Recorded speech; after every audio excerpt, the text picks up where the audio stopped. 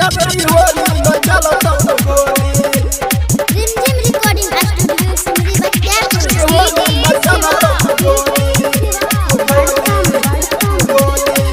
तेरे बाजा के डिजाइन उन्हें नहीं भेजब पीने से दारू पारी तेरे बाजा के डिजाइन उन्हें नहीं भेजब पीने से दारू पारी पूरा गरम छो हे रे पूरा गरम छो हे रे पूरा गरम छो कलम टोली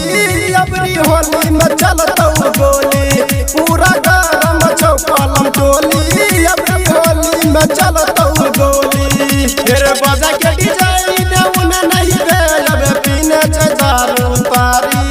तेरे बाजा के डिजाइन उन्हें नहीं भेजब पीने से दारू पारी पूरा गरम छो हे रे पूरा गरम छो हे रे पूरा गरम छो कलम डोली अबरी होली में चलता गोली पूरा गरम छो कलम डोली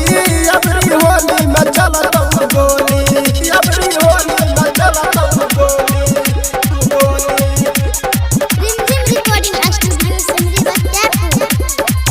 अबरी होली में चलता गोली इने उन्हें नहीं देख करन गुमान गए अबरी तू दही अब होली पर ध्यान गए होली पर ध्यान गए होली पर ध्यान गए इने उन्हें नहीं देख करन गुमान गए अबरी तू दही अब होली पर ध्यान गए छौरा दिल चने छिए रंग बजे बुझ पहला में के डौल गे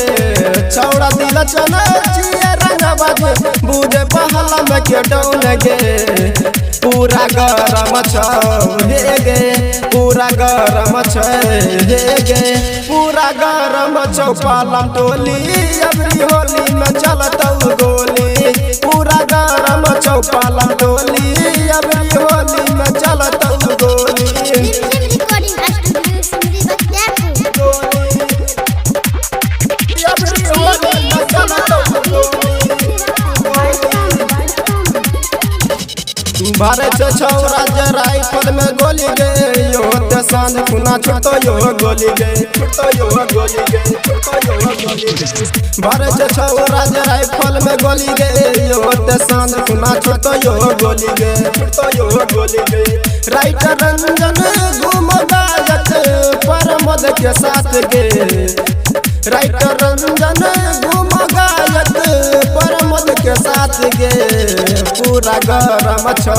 हे गे पूरा गरम छो हे गे पूरा गरम छो पालम टोली अबरी होली में चलता गोली पूरा गरम छो पालम टोली अबरी होली में चलता गोली रिमझिम रिकॉर्डिंग स्टूडियो सिमरी